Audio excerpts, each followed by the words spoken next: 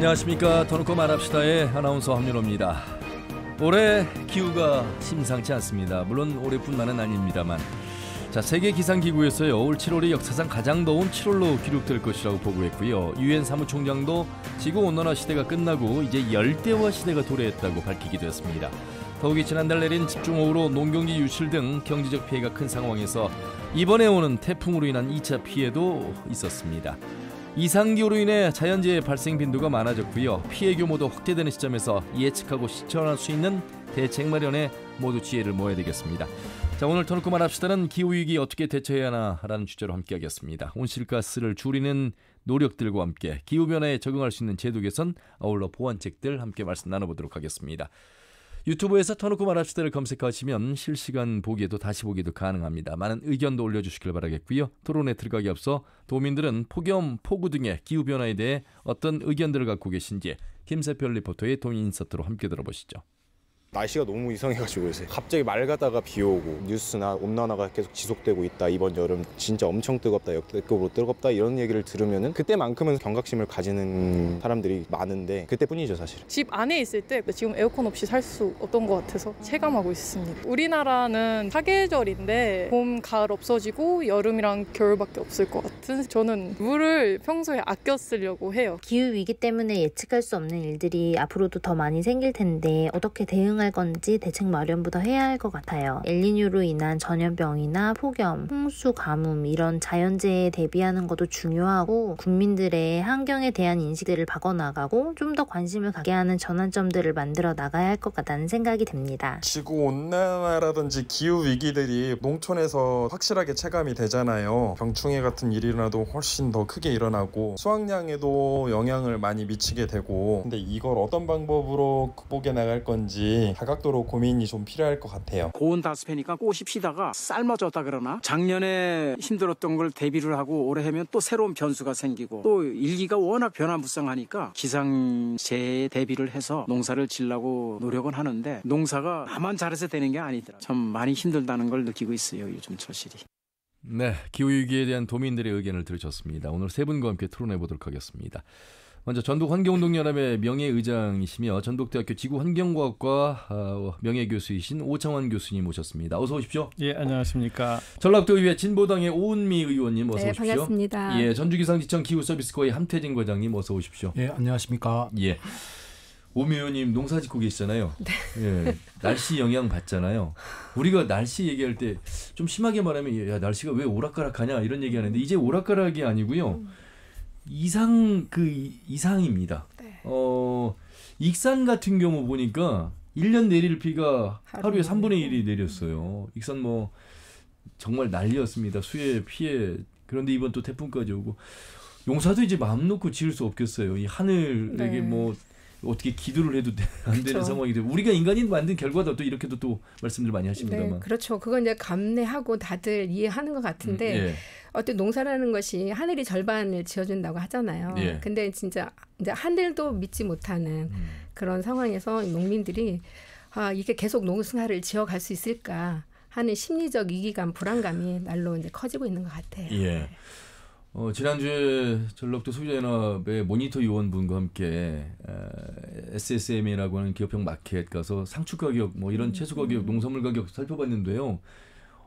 뭐 이게 제가 이제 뭐 시장에 자주 가는 사람이 아니고 또 뭐 구매하러 가는 사람이 아니어서 그런지 잘 몰랐습니다만, 이 가격 폭등이 엄청나서 우리 그렇죠. 도시민들도 함께 고생해. 이게 우리가 이제 함께 그렇죠. 기후 변화에 대해서 이제 고민해야 돼.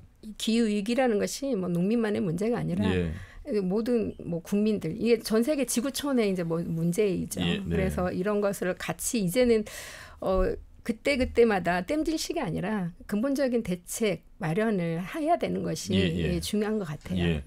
오늘 뭐 기후변화 이 전문가, 또 현장에 계신 함태진 과장님 모셨습니다만, 말씀 듣기 전에 오창환 교수님. 참 이 방송이 나가는 시점에서는 이제 새만금 세계 스카우트 잼버리가 이제 끝난 시점입니다.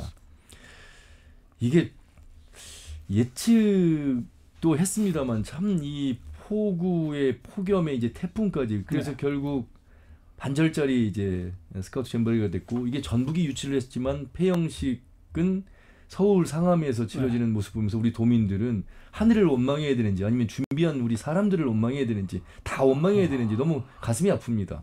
사실 뭐 여러 가지 이유가 다 겹쳤죠. 예, 예. 준비 부족에 기상 기후에 잘못된 목표에 하여튼 많은 게 겹쳤는데 오늘은 이제 우리가 기후 얘기를 해야 되는 예, 것이니까 예. 거기 좀 집중을 하자면 예. 북경이 뭐 7월 초에는 폭염이 됐다가 이번 8월 달에는 또 폭우로 또 난리가 났잖아요. 예, 예. 뭐 자금손이 잠길 정도니까요. 그다음에 뭐 이런 현상이 중국에만 일어나는 게 아니라 그렇죠. 미국, 일본, 우리나라도 지금 새만금에서 일어났잖아요. 예, 예. 그래서 지구온난화라는 것은 단순히 더워지는 게 아니라 기능 상실입니다. 그러니까 지구가 인간과 생명체가 지구에 살 수 있도록 유지시켜주는 기능의 상실. 그러니까 우리가 허파가 약해지고 이 심장이 약해지는 거랑 피가 천천히 흐르고 뭐 이런 거랑 마찬가지예요. 예. 그래서 이렇게 이런 기능을 상실시켜 가고 있는데 1도가 이 정도이기 때문에 4.5도가 되면 그 기능이 엄청나게 상실돼서 예. 인류를 포함한 생명체가 살 수 없게 되는 것이죠. 예. 그래서 요즘에는 이제 국제지질과학연맹에서는 인류세라는 걸 제안하지 않았습니까? 그러니까 이게 과거에는 인간들이 아무리 자연을 파괴시켜도 전체 지구의 기후에 영향을 줄 수는 없었거든요. 예. 근데 이제는 인간들의 활동이 기후에 영향을 주고 궁극적으로 인류를 포함한 생명체들이 살 수 있을까 없을까 하는 데까지 몰아갈 수 있다는 그러한 의미에서 인류의 영향이 기후에 너무 크게 미친다. 그래서 이제부터 인류세를 시작해야 되겠다. 그래서 이제 그 빙하기가 끝나고 이제 홀로세라는 것이 있었는데 이제 홀로세는 끝나고 인류세의 시작이다.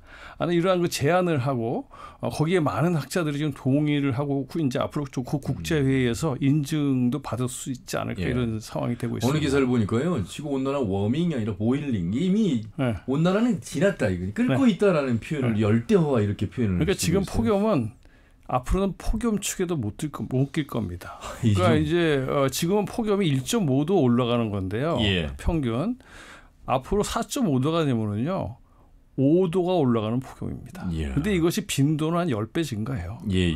그러니까 사실 여름철이 되면 노약자들이 살아날 수 있을까 없을까 할 정도가 되는 겁니다. 예. 그다음에 농작물이 되겠습니까? 예. 그러니까 사람이 살 수 없어진다는 것이니까 이 정도가 되면 지금 폭염은 뭐 예고편도 안 되는 거죠. 오미 의원님 또 농사 현장에서 또 우리 교수님 또 그 이론의 현장에서 말씀을 해주시면서 이해가 됩니다만 기상청에서 30년 근무하신 함태진 과장님은 30년의 변화를 이미 근무하시면서 이제 느끼시고 계시잖아요.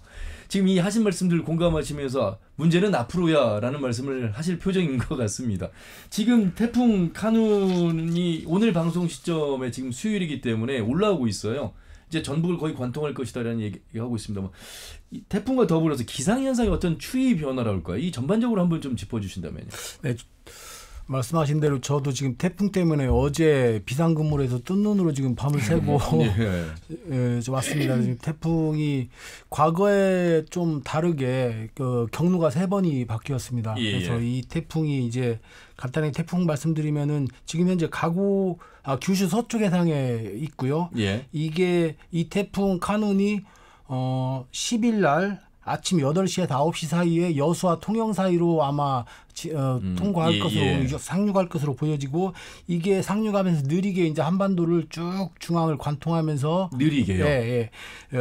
통과할 것으로 보고 있습니다. 강도는 센데 느리게 가면 피해가 그만큼 클 수밖에 없죠. 그렇게 되겠습니다. 그래서 우리 지역은 약 100에서 한 200mm 그리고 바람은 한 20에서 30mm의 강한 바람이 우리 지역을 통과할 것으로 보고 있고 그에 따라서 지금 현재 수해에 의한 피해도 복구가 안 됐습니다. 그렇습니다. 마찬가지로 그래서 다시 또 태풍이 올라오고 있는데 도민들께서는 좀 이에 대비를 철저히 하셔가지고 태풍의 피해를 없도록 하셔야 되겠습니다. 그리고 말씀하신 이제 기상 변화에 대한 추이. 이번 장마가 또 매우 길었습니다. 그래서 아까 말씀하신 대로 익산 지방에는 뭐 249.6mm가 하루에 기록적으로 내리기도 했습니다. 그래서 많은 피해를 주었고 그리고 또 아마 이런 추세는 극단적인 기후변화 추세는 앞으로 지속될 거라고 보고 있습니다. 자, 이렇게 지금 오늘 방송 녹음 시점과 이미 태풍이 지나간 일요일 이 방송이 나가는 시점과 조금은 상황이 달라질 수 있습니다만 예측 차원에서 과장님의 말씀을 들었고요. 피해 없도록 해야 되는 부분. 그러면 오창원 교수님 지금 이제 전 세계적으로 지구의 이 열대화라는 표현 속에서 걱정을 해주셨잖아요. 네. 우리가 기후 변화는 이미 이제 알고 있습니다. 네. 그렇죠? 네. 그럼 우리 인간이 이 기후 변화를 예측한다고 해서 이게 대응과 대비가 될 것이냐? 그럼 지금부터 줄여가면 네. 온난화를 줄여가면 탄소를 배출을 줄여가면 이게 이제 어느 정도는 그래도 1도에서 더 올라가는 것을 좀 더 막을 수 있고 다시 과거로 좀 돌아갈 수 있는 것인가? 어떤 희망적인 말씀을 좀 해주실 수 있으세요? 방법은 있는데요. 예. 일단 먼저 우리한테 시간이 얼마큼 남아 있는가를 정확히 알아야 됩니다. 예. 현재 IPCC에서 발표하기로는 2040년이 되면 1.5도에 도달합니다. 1.5 상승.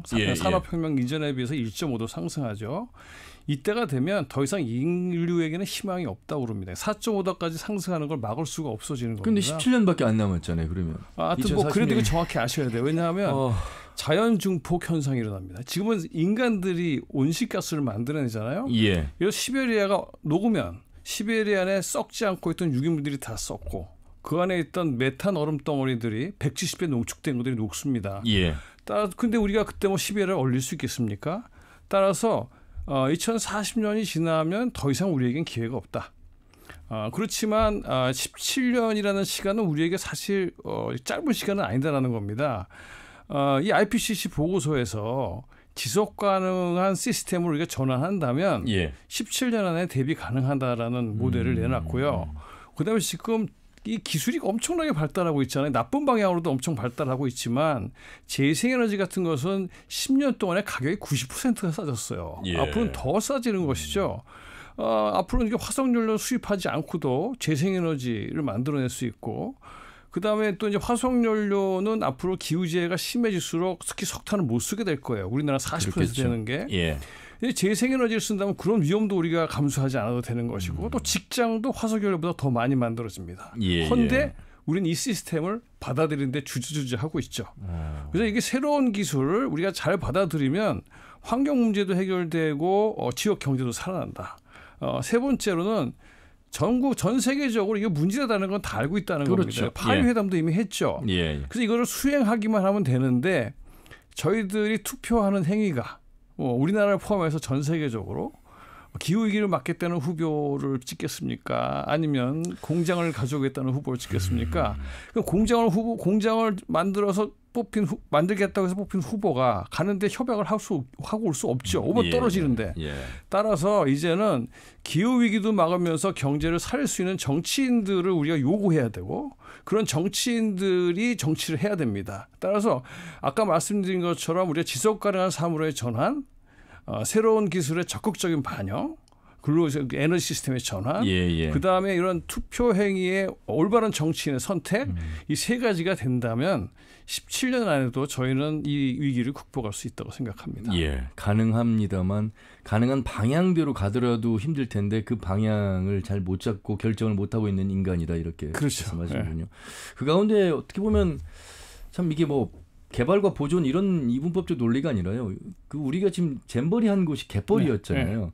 그 위에 조금 올라가면 이제 수라갯벌도 있고 그 위에 서천갯벌을 비롯해서 신안 뭐 이런 순천갯벌은 유네스코에도 등재가 되고 그러면서 불구하고 갯벌이 가지고 있는 중요성은 강조하지만 또 그 갯벌을 또 매립하는 또 일은 또 동시에 일어나고 있고 이런 것들이 결국 이제 탄소를 또 흡수하는 역할을 하고 있는데 참 그 방향 결정하는 게 우리에게 이렇게 어려운 것인가? 그러니까 이렇게 생각하시면 쉬울 수 있어요. 우리가 코로나를 한번 당했을 때 그것을 대체하기 위한 경제적인 비용이 얼마나 들었고 얼마나 큰 피해를 받느냐.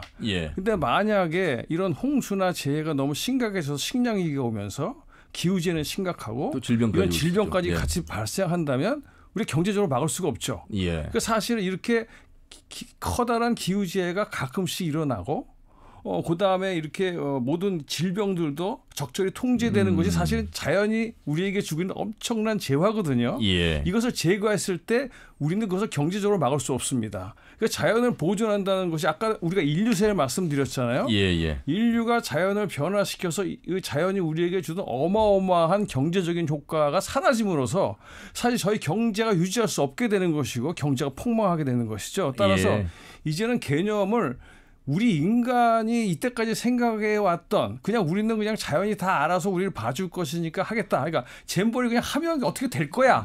이 생각을 했으니까 이런 일이 벌어졌듯이 우리가 자연을 파괴해도 자연이 어떻게 해줄 거라고 생각하면 저에게 남은 것은 멸종에까지 이룰 수 있는 위험이기 때문에 지금부터라도 개념의 전환이 필요하다. 예. 자연이 우리에게 줬던 어마어마한 재화를 우리는 잘 보존을 해서 활용해야 된다. 이렇게 말씀드리고 싶습니다. 오 교수님께서 말씀하신 인류세는요. 그 역사를 표시할 때 누대, 대기, 새, 절 이렇게 나누는데 그중에 하나가 이제 새 이렇게 보면 되겠습니다. 그래서 오은미 의원님 방송 전에 우리가 자연한테 혼난 거야 라는 표현을 쓰셨잖아요. 이게 일단 우리가 이제 조금 더 우리 지역 안으로 들어와서 얘기를 좀 해봐야 되겠습니다. 전체적인 흐름에 대해서는 이해를 하시는 것 같으니까요. 익산 그리고 김제축산 이제 자연재해 선포가 됐습니다만 이게 선포된 게 중요한 게 아니고 그렇죠. 이게 계속 침수되는 상습 지역 앞으로 어떻게 또 준비할 것이가 지금 태풍이 지금 올라오고 있단 말이에요. 그렇죠. 그래서 현장도 여러 차례 가셨고 또 실제 농민이고 농민을 또 대변하시는 도의원으로서 이 부분 어떻게 이제 앞으로 좀 바라봐야 될까요? 저 이제 이상기후 어떻게 보면 재앙이죠. 이 재앙에 가장 생존과 맞닿아 있는 분들이 이제 농민들이잖아요. 그게 현실로 나타나지고 이 농민들의 재앙은 결국 국민들에게 온 인류에게 같이 재앙으로 가게 되게 되는데 늘 해마다 이제 예전에는 이제 계절별로 이런 이제 어떤 뭐 홍수 피해라든지 여러 가지 가뭄 피해가 있었지만 지금은 계절과 상관없이 1년 사시사철 이런 이제 재해들이 늘 일어납니다. 네, 이런 속에서 농민들은 아까 말씀드렸듯이 농사를 계속 앞으로 이렇게 계속 지을 것인가. 뭐 봄이면 서리 피해, 냉해 피해, 또 뭐 5월 달에도 뭐 집중호우 내려가지고 또 익산에 또 뭐 하루에 500mm 뭐 이렇게 기록하고 이래서 피해 났었고 또 바로 이어서 또 7월에 또 극한 호우 뭐 내려서 그렇고 또 겨울에 11월 달에도 집중호우가 또 내려가지고 또 피해 보고 그리고 또 지금 뭐 지금 여기 집중호우 내렸죠. 거기에다 또 폭염이죠. 이런 것이 계속 반복이 되다 보니까 땅도 살 수 없고 이것은 어때 사람이 대처할 수 있는 상황이 아니거든요. 이랬었을 때 그러면 농민들이 그것을 모든 피해를 그런 거 고스란히 떠안을 것인가? 그렇다면 농민들만 죽으면 그냥 없어지면 끝날 것인가? 이건 아니잖아요. 이런 걸 봤었을 때 정부 차원에서도 지자체 차원에서 근본적인 대책들이 빨리 나와야 된다. 그러니까 언발이 오줌 누기식 대책으로 뭔 대책 지금도 정부도 내놨고 도도 내놨지만 그것이 현실적으로 농민들에게 와닿는 게 없어요. 오히려 더 변죽만 올리고 농민들한테 상처만 주고 있을 뿐인데 근데 농민들이 이런 걸 어떻게 하소연할 데도 없고 하늘을 원망할 수도 없는 상황이거든요. 결국 이것은 결국 정책적 어떤 제도적 재앙이 더 오히려 농민들을 힘들게 하고 있다라는 현실입니다. 엄밀히 말씀드리자면 무엇이 중요한지라는 그 질문에 대한 고민을 같이 정말 해봐야 될 거. 다 중요하지만 지금 가장 무엇이 중요한지를 고민해야 되는 상황 속에서 저는 솔직히 이번에 집중호우 내려서 뭐 충청남도도 도지사가 모든 피해에 대해서 전액 지원하겠다라고 충청남도 남도도 네네네. 충청 그 북도죠. 김태흠 지사. 김영환 지사. 김태흠 지사였는데. 그건 지금 충남과 충북이 다 뭐 호우 지역이긴 합니다만 말씀하시죠. 그리고 이제 정부도 하도 이제 그러니까 여러 가지 이유가 있겠지만 또 추가 지원을 약속했어요. 그래서 저희가 7월 31일 날 이제 도지사는 못 만나고 경제부지사랑 이제 간부들을 이렇게 만났었는데 사실 별 대책이 없습니다. 기본적인 대책이 없고 그냥 정부가 추가 지원하고 하면 그 틈새를 이제 지원하겠다 하는 굉장히 무책임하고 무사안일한 이런 이야기를 이제 듣고 왔는데 하여튼 이런 것이 오히려 더 농민들에게 큰 더 생채기를 남기지 않나. 어찌 이렇게 무능력할 수가 있을까. 이런 거에 대한 대비책도 없고 거기에 대해서 발빠른 대책이 없이 그러면서 김관영 지사는 지금 새만금에 올인해가지고 잼버리대에 올인해서 가 있는데 한쪽에서는 농민들은 수해 피해 있고 아직도 복구도 제대로 이루지 못하고 있는 상황들. 이걸 어떻게 바라봐야 되는지 참 도민들의 마음은 여러 가지로 많이 심란하기만 하죠. 함태진 과장님, 기상청으로 혹시 문의 민원도 좀 있습니까? 아니면 그냥 뉴스를 통해서만 이렇게 이해하시는 정도라고 생각하십니까? 그 날씨나 이런 그 변화에 대해서. 저희는 기상청에서도 많이 문의를 하고 또 학생들이 또 많이 견학을 와서 관련 저희 전북의 기상과학관이 있기 때문에 관심이 높군요. 그러니까. 그쪽에 와서도 이제 저희 기후변화관이라는 곳이 있기 때문에 거기에서도 많이 체험학습 현장 방문을 하고 있습니다.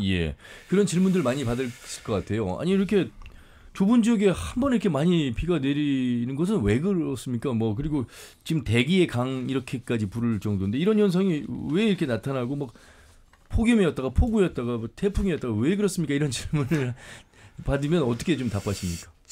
기온이 높아지게 되면은 수증기가 증발을 하게 됩니다. 그렇죠. 그러면 이제 그 수증기가 어느 정도 증발을 하고 모여지게 되면 또 다시 또 내려와야 되는 어떤 순환이 반복됩니다. 그런데 이제 금방도 말씀하신 대기의 강이라는 용어가 이제 최근에 등장을 했고 대기의 강은 폭은 수킬로 길이는 한 수백 킬로 정도 되는 아주 큰 거대한 그 수증기의 덩어리입니다. 수증기를 그러니까 실어 나르는 강 이렇게 그렇죠. 보면 되겠네요. 수송하는 통로 또는 수송하는 기구인데 이게 지구 상공을 이렇게 지나가면서 그런 역할을 합니다. 그런데 이 대기 강이 포함하고 있는 수증기의 양이 아마존 강의 수량과 맞먹는다고 하는 그런 연구 결과도 있습니다. 그래서 이런 연구 결과가 이제 활발히 진행이 되고 있고, 자 그래서 아까 말씀하신 그 기후변화, 지구가 온난화되면서 이제 극단적인 현상들이 많이 발생을 하고 있습니다. 기온이 올라가고 지구의 수증기가 증가되면 우리 쪽에 있는 몬순이 발달하고 그래서 북태평양 고기에 확장을 합니다. 그 사이로 아까 그런 말씀해 주신 대기 강이나 이런 큰 어마어마한 수증기가 통과를 하면서 우리 쪽으로 과거에 이제 우리가 많이 경험하지 못했던 그런 매우 강하고 많은 비가 내리게 되겠죠. 그렇죠. 제가 좀 말씀 좀 드리면 바다가 더워졌잖아요. 그렇죠. 그러니까 수증기량이 엄청 증가합니다. 근데 한반도 주변의 바다는 전 세계 바다 온도 증가의 3배입니다. 그러니까 한반도 주변에서 엄청난 수증기가 증발을 하겠죠. 그러니까 당연히 수증기량이 이 지역이 엄청나게 늘어날 수밖에 없어지는 겁니다. 그래서 폭우가 내리는군요. 그러니까 결국은 앞으로 수증기 더 바다는 더워질 것이고 더 수증기는 많아질 것이고 지금보다 더 심한 폭우가 내릴 수밖에 없다. 이렇게 생각하시면 될 것 같습니다. 엘니뇨 현상 앞으로 또 온실가스 더 더워지는 역할을 하게 되면 더욱더 내년에 더 뜨거울 것이다. 지금 이렇게 전망하고 있던데. 이제 2020년도에 발생됐던 엘니뇨가 올 3월에 종료가 되고 4월 달에 중간 그러니까 니노 3.4 구역에서 중립 지역에 이제 들어 있습니다. 그런데 과거에 그 보통 엘니뇨 기간이 라니냐 기간이 되면은 북반구 쪽에 그 기온이 떨어지는 게 일반적인 현상인데 최근에 그 지구 온난화로 인해서 계속 온도가 상승하면서 2022년도에 역대 5번째로 높은 그 지구가 기온을 기록하였습니다. 그래서 엘니뇨 라니냐가 아니었다면은 더 기온이 상승했을 것이다. 아까 교수님이 말씀하신 대로 아직 그 기온이 해수의 온도가 낮아지지가 않았는데 다시 지금 동태평양 지역에서 기온이 상승을 하고 있습니다. 엘니뇨. 그러면서 점점점 그 따뜻한 기온과 해류가 우리 쪽으로 오고 있죠. 그래서 더운 데에 더 모자를 쓰고 있는 그런 뭐 형상이 되고 있습니다. 아유, 뭐 희망적인 얘기나 좋은 얘기는 들을 수가 없고 이렇게 더 걱정의 이야기를 합니다. 그런데 저 희망적이라면 이런 게 있을 수 있어요.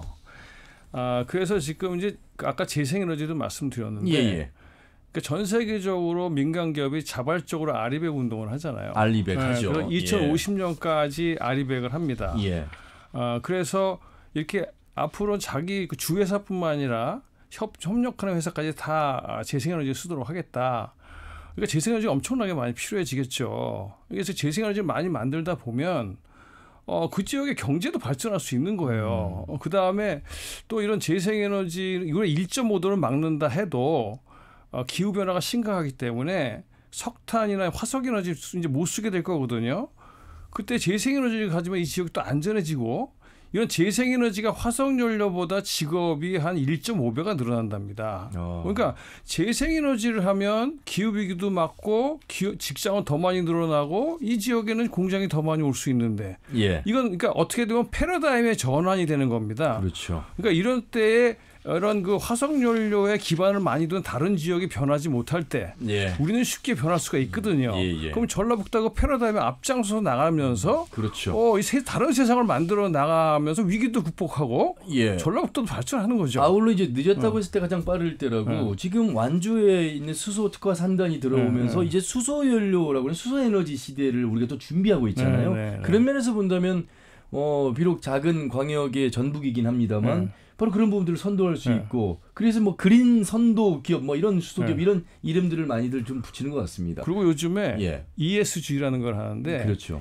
미국의 그 주식시장에서 1,000개의 기업을 조사해봤더니 ESG는 뭐냐면 환경, 사회, 투명한 경영. 이걸 하는 회사의 성공률은 79%. 이걸 하지 않는 회사는 성공률 47%. 그래서 ESG 펀드가 지금 막 늘어나고 있어요. 이걸 하는 회사들이 돈을 많이 받는다는 얘기죠. 즉 이제는 돈만 벌려고 하는 회사보다는 이렇게 환경과 기후를 생각하는 회사들이 돈도 많이 법니다. 그러니까 우리가 이게 기후 대응이라는 거를 너무 고통스럽게 경제도 발전하지 못하면서 이렇게 고통스럽게 할 수 하는 거라고 생각들 하시는데 사실은 우리가 이거 가지고 잘 살 수도 있고 기후 대응도 할 수 있는 새로운 방법의 도입이라고 생각하시면 됩니다. 따라서 요즘에 책에 그런 책이 있답니다. 축복받은 불안. 뭔가 불안을 해야 우리는 세상을 바꾼다. 그래서 기후위기는 굉장히 우리에게 위기이긴 하지만 이걸로 인해서 우리의 잘못된 시스템, 탐욕, 그러니까 정말 탐욕스러운 자원이잖아요. 돈만 벌기 위해서 기술이 막 방향성을 잃고 그냥 무작정 발달하고 돈 벌기 위해서 무작정 과속을 시키는 이런 시스템들이 변화시키고도 잘 살 수 있다. 기후위기도 막을 수 있고. ESG 경영을 하는 곳이 바로 농업입니다. 이 중요한 농업. 그래서 농업의 공익적 가치 이런 이야기들을 자연스럽게 하는 거예요. 단순히 저 논의 벼가 그냥 농민의 벼가 아니라는 것을 우리가 인식해야 되는데 그건 개인의 벼, 개인의 논이잖아. 이렇게 생각하는 자연을 우리가 바라보는 관점도 달라져야 되는데 바로 그 ESG 경영과 더불어서 우리가 진짜 중요한 것이 환경과 더불어서 가야 되는 부분인데 지금 우리가 꿀벌 폐사 이야기할 때요. 우리가 그 벌이 폐사되는 것이 이제 환경의 어떤 바로미터 역할을 한다 이런 얘기들 많이 하잖아요. 뭐 23억 마리가 실종이 됐고요. 전북에서만 그렇습니다. 사과 재배지 등도 북상하고 꿀벌이 폐사하면 이게 수정을 못하기 때문에 농업에 미치는 영향이 아주 타격이 큰 거잖아요. 제가 그 하우스에서 그 수박 농사를 짓고 있는 농민에게 물어봤어요. 그 우리가 이제 수박의 열매를 맺게 하려면 이제 벌이 있어야 되냐, 꿀벌이. 그러면 그 한 통이 들어간다고 하더라고요, 하우스에. 그러면 그 꿀 한 통이 한 10만 원 정도 한대요. 근데 이제 갈수록 이제 벌이 계속 이렇게 아까 폐사하고 하니까 이게 벌값이 계속 올라가죠. 근데 또 딸기 농가들은 더 좀 이게 비싸다고 하더라고요. 근데 앞으로 더 이게 이제 가격이 계속 올라갈 거라는 거, 이제 이런 것들이 이제 미리 예견하고 그러시던데 지금 뭐 꿀벌이라는 것은 결국 우리가 주요 농산물로 먹는 우리 인간들이 먹는 것 중에 거의 한 70%가 거의 이제 꿀벌에 의해서 이게 이제 농사가 지어지고 할 텐데 어떤 이게 꿀벌의 멸종은 결국 우리 이게 식량의 위기. 그 인류 생존과도 연결되어지는 거지 않습니까? 근데 그러면서도 우리 이렇게 도 정책이라도 보면 그냥 벌통 지원하는 정도 이런 정도에 그치고 있어서 굉장히 좀 안타깝고요. 그래서 이런 이제 지구 온난화에 따른 아까 이제 기상 변화 이런 것들이 결국에는 생산량 떨어뜨리고 우리 결국 아까 같이 식량 위기 이런 안보를 지키기 위한 식량 안보를 지키기 위해선 우리 농업 특히 아까 이제 아나운서님께서 말씀하셨듯이 우리 새만금도 처음에는 농지로 농업이 70% 하기 위해서 했지 않습니까?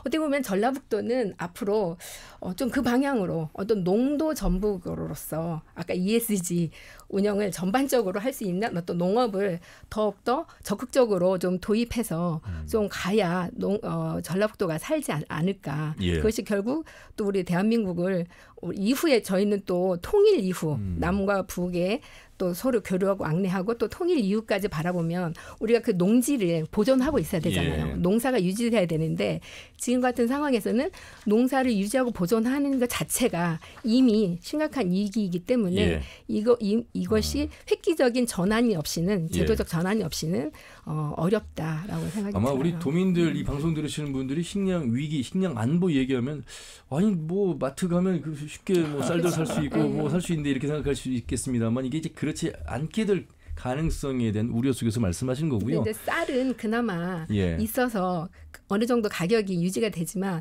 예를 들어서 요즘 뭐 그 채소값이 천정부지 거의 뭐 한 상자에 뭐 10만 원, 20만 원까지 가거든요. 그 오일이라든지 상추 같은 경우 이미 느끼잖아요. 느끼시는 거 보면 아 이런 것을 농민만의 문제가 아니구나를 같이 느끼면서 제도적 변화를 같이 좀 촉구하는 이런 게 좀 움직임이 있어야 된다. 그리고 이게 이제 전북 도민들 위한 지역 방송이기 때문에 우리가 농도라고 말합니다만 앞으로의 발전 방향성에서 반도체 디스플레이 2차 전지도 있고 수도 있습니다만 생명바이오라고 하는 분야가 바로 농업 기반 없이는 안 되는 또 우리가 지켜야 되는 건강 문제거든요. 식품 문제고.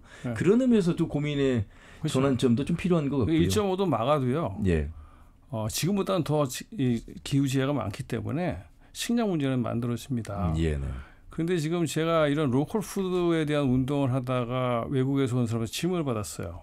당신들은 농민을 보호하는 정책이 있느냐?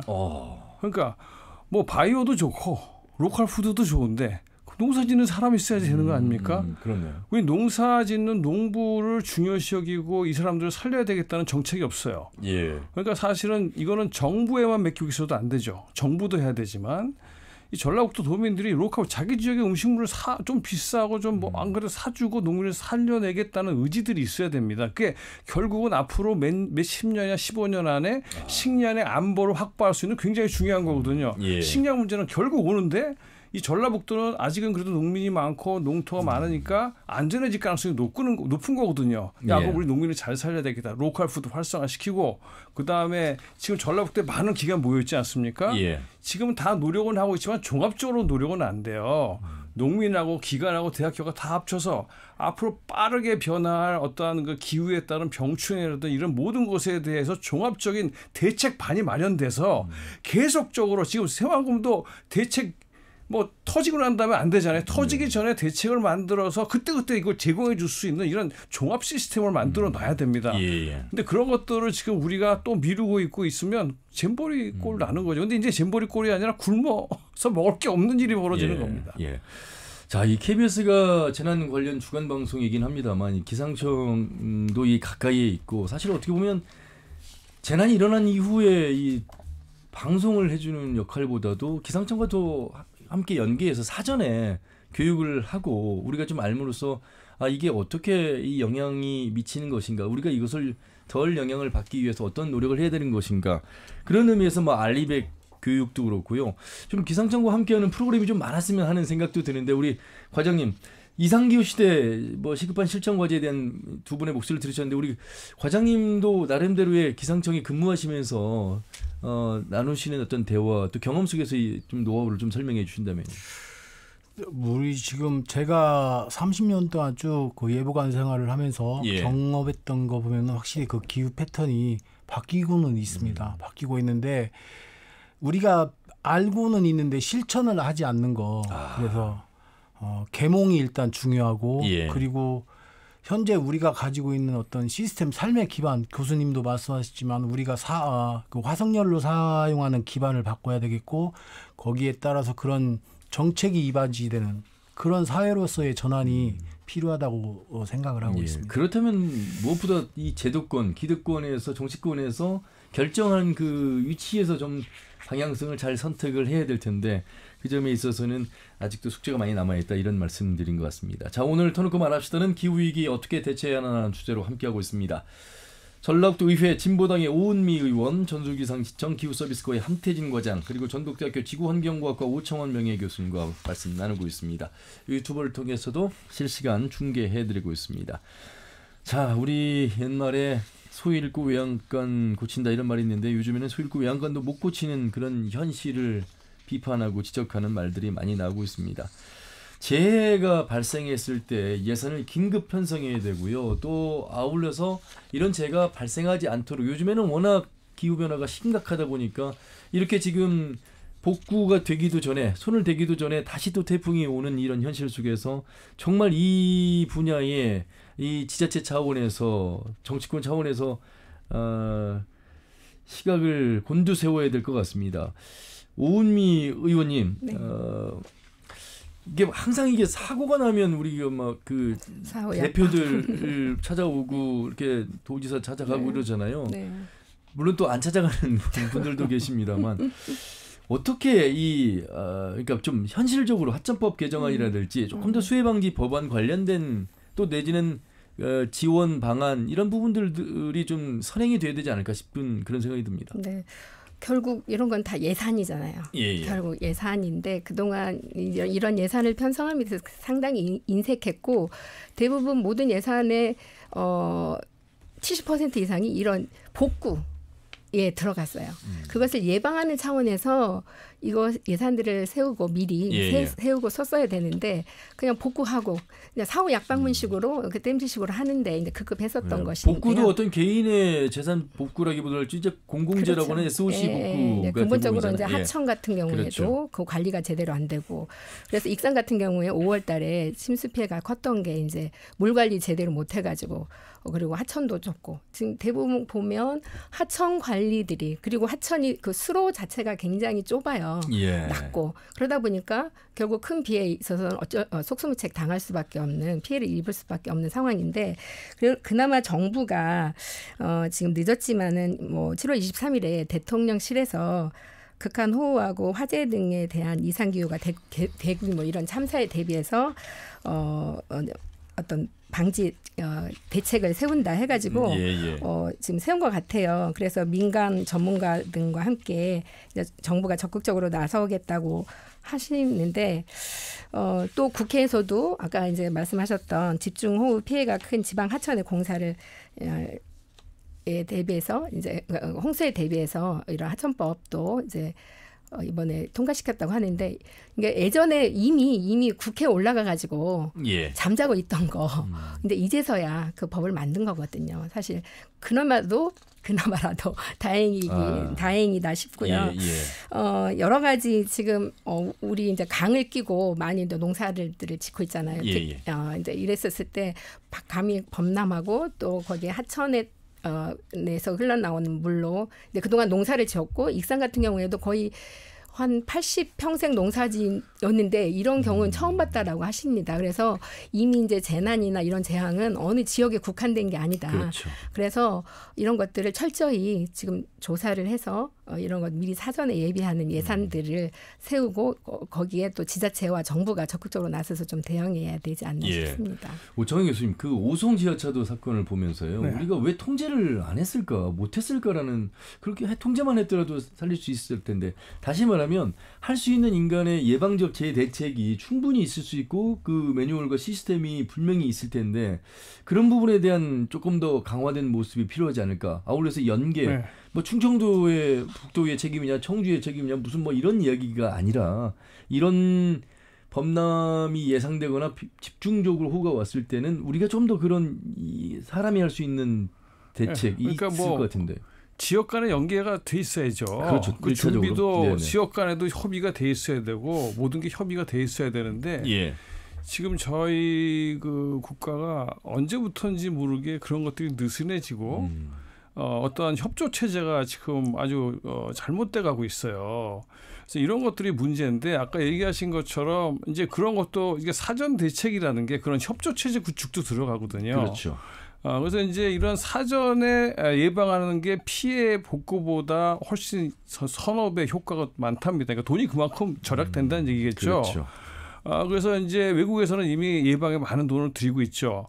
그래서 우리도 이런 예방 위주로 가야 되는데 또 중요한 것은 이번 폭우는 아까 말씀드렸다시피 이 정도로 끝나는 게 앞으로 더 커질 수 있거든요. 예. 근데 폭우가 많아짐에 따라서 불안정한 사면이 계속 늘어납니다. 그러니까 상황에 따라서 그 위험한 사면들이 점점 더 늘어나는 것이고 비에 침수될 지역이 점점 더 늘어나기 때문에 거기에 맞춰진 계속 새로운 예방 대책이 마련돼야 되는 거예요.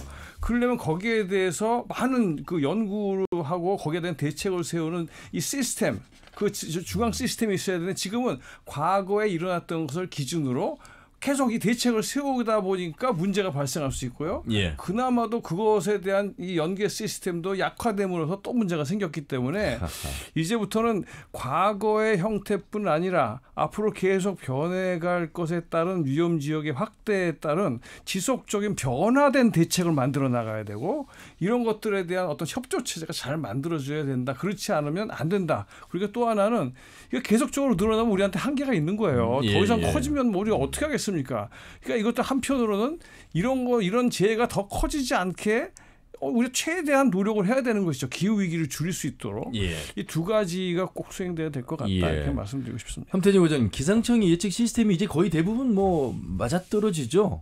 예측하는 부분들이요. 우리가 신뢰할 수 있는 정도로.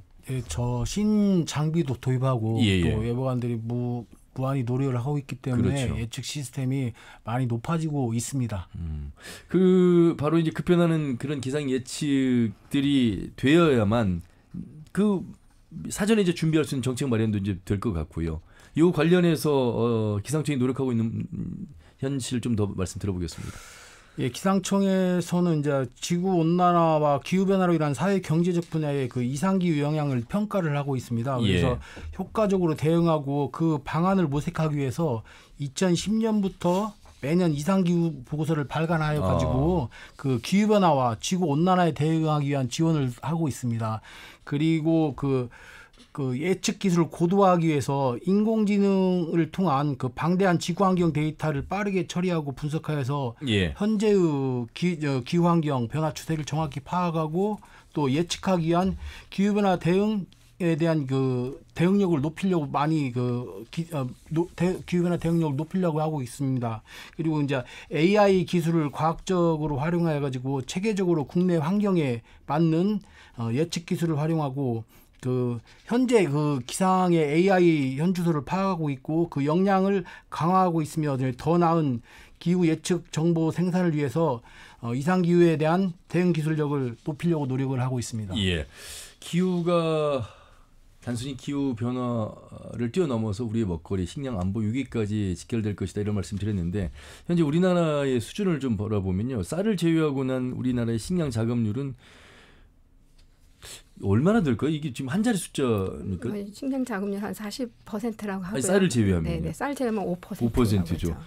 자, 이런 상황에서 여러분들이 5% 이게 실감이 됩니까? 그러니까 쌀을 제외하고는요, 95%를 수입에 의존하고 있다 이렇게 좀 봐야 되겠습니까? 그러니까 시장의 영향, 기후 변화의 영향을 우리는 바로 맛볼 수밖에 없는 그런 상황 속에서 어찌 보면은 그 1차 산업이 중요해야만 가공을 하고 또 뭐 유통을 하고 체험하고 관광으로 연결돼서 그걸 우리가 6차 산업 이렇게 얘기를 하는데 오창환 교수님, 그런 면에서 본다면 이 1차 산업이야말로 가장 중요한 기본 아니겠습니까? 제가 앞으로 15년 후, 20년 후의 세상을 한번 예측을 해보면 전 세계적으로 곡창지대가 전부 파괴가 되고 상당량이 지금 뭐 우크라이나 지금 수입할 데가 없죠. 예. 그럼 전라북도에서 농산물을 생산했는데 지금 돈을 벌기 위해서 서울로 보내잖아요. 예. 우리가 먹을 게 없으면 서울로 보내겠습니까? 아하. 할 게 없다 이거잖아요. 우리 먹을 것도 없네. 보낼 게 없어요. 네네. 그러니까 이제는 세상이 뒤바뀔 수도 있습니다. 그러니까 식량 자체가 중요하지. 어느 것이 돈을 많이 벌면 굶어 죽는데 돈을 많이 벌면 뭐 합니까? 그러니까 앞으로 10년에서 20년 후에 오는 패러다임은 전혀 다르다는 겁니다. 화석연료가 이 세상 지탱해 줄 수 없고요.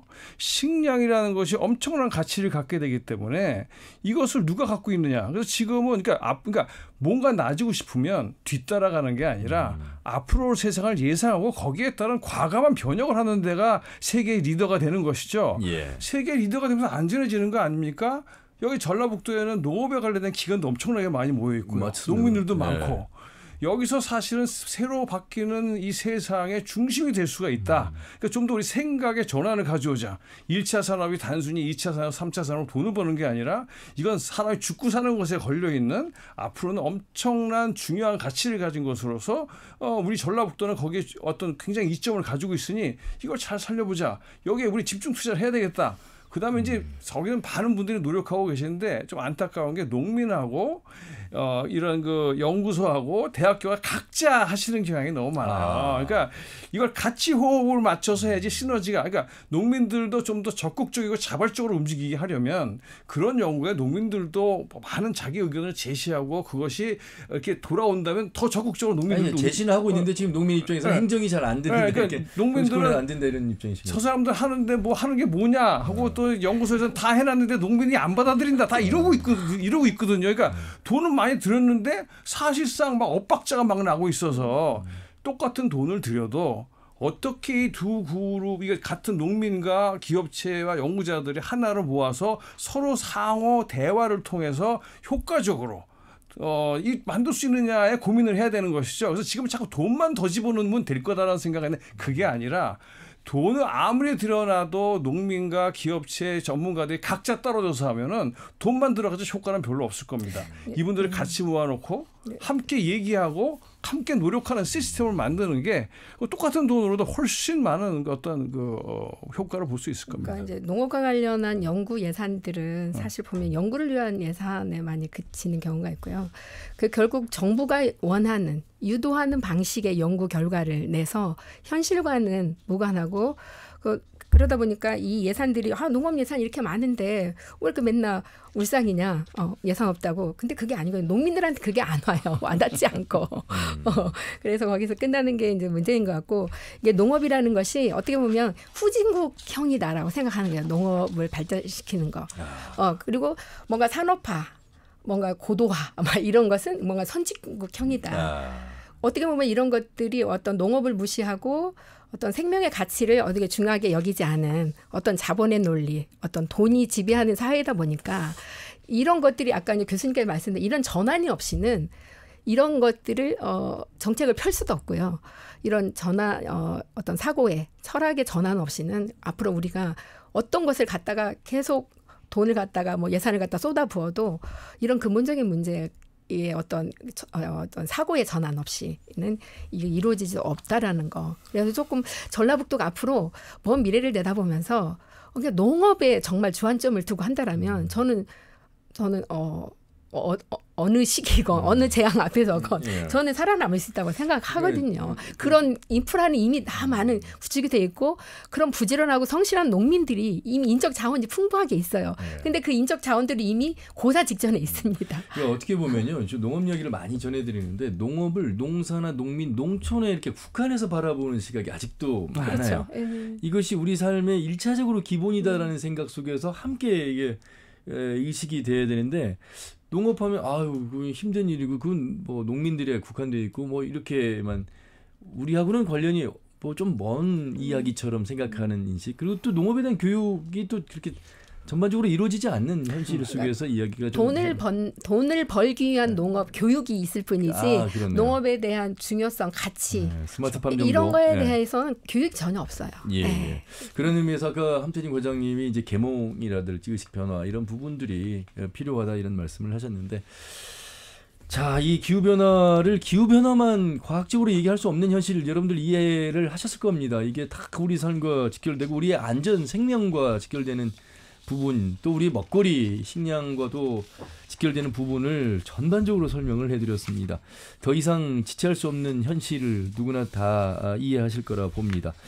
자, 오늘 기후변화 어떻게 우리가 준비해야 될 것인가라는 말씀으로 토론을 해봤는데요. 시간이 많이 흘렀습니다. 이제 각자의 영역에서 마무리 말씀을 한 1분 정도씩 해주시길 바라겠습니다. 함태진 과장님, 기상청에서 많은 노력하고 계시는데,